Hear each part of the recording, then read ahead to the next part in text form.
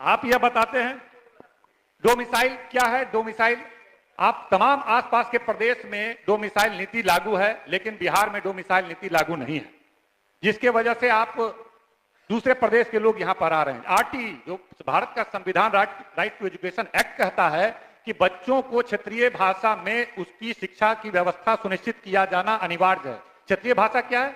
हमको बंगाल में नौकरी हो जाए, वो बंगाली बच्चे को मैं कैसे पढ़ा सकता हूं? बंगाली, हमको बंगाली नहीं आता है, उसको हिंदी नहीं आता है, हमको महाराष्ट्र में हो जाए, हमको कहीं और हो जाए, हम कैसे पढ़ा सकते हैं? तो संविधान का उल्लंघन करते हुए बहाली यहां पर हुआ, इसलिए डोमिसाइल लागू होना चाहिए। हम लोग उस वक्त साथ में थे, हम लोग का यह कहना था कि डोमिसाइल लागू होना चाहिए यहां, लेकिन नहीं किया। तरफ हम शिक्षा विभाग पर सबसे ज्यादा सरकार ने खर्च किया है और सरकार ने शिक्षा विभाग पे खर्च किया, लेकिन आज शिक्षा विभाग के बारे में भारत सरकार का तमाम जो है वो क्या बताता है? नीति आयोग क्या बता रहा है? सस्टेनेबल जो डेवलपमेंट गोल है, SDG जिसको कहते हैं, वह क्या बता रहा है? बता रहा है कि 100% में 32% मिलता है, मतलब 33% पास होने के लिए होता है, मतलब यह फिसड्डी है। आज बिहार में शिक्षा के मामले में सबसे ज्यादा पिछड़ापन बिहार में है, जबकि सबसे ज्यादा बजट दिया जा रहा है।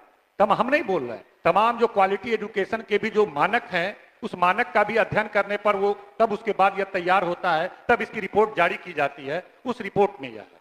आखिर वजह क्या है? इतने पैसे खर्च करने के बावजूद क्वालिटी एजुकेशन नहीं है। हमारे यहाँ जो मिडिल स्कूल में नाम लिखाते हैं, प्राइमरी स्कूल में, मिडिल स्कूल में आते आते 20% बच्चे नामांकन ड्रॉप आउट हो जाते हैं, हाई स्कूल आते आते फिर 20% हो जाते हैं, उससे ऊपर 87% बच्चे हमारे यहाँ जो है उच्च शिक्षा प्राप्त नहीं किए। ये देश में सबसे ज्यादा है कि लगभग 87% से एबव बच्चे हैं जो उच्च शिक्षा प्राप्त नहीं करते हैं। तो शिक्षकों की कमी है, कॉलेजों में जाइए कहीं आपको वैकल्टी नहीं है। और किस तरह से यहाँ पर व्यवस्था चल रहा है?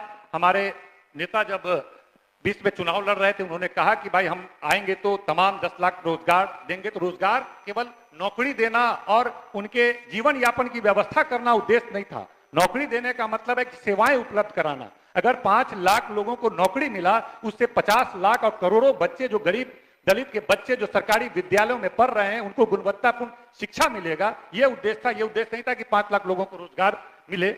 और हम ये देख रहे थे कि लगातार जो शिक्षक हैं वो आवाज उठाते थे कि हमको नियोजित शिक्षक हमको परमानेंट किया जाए। मुझे याद है कि उस वक्त के उप मुख्यमंत्री बोलते थे कि धरती पे भगवान भी उतर जाए तो नियोजित शिक्षकों को परमानेंट नहीं किया जा सकता है। लेकिन एक युवा नेता ने बोला था हमारी सरकार बनेगी और हम तमाम नियोजित शिक्षकों को परमानेंट करेंगे। आज 1 साल पूर्ते पूर्ते, 1.5 साल पूर्ते पूर्ते बिहार के तमाम नियोजित परमानेंट हुए।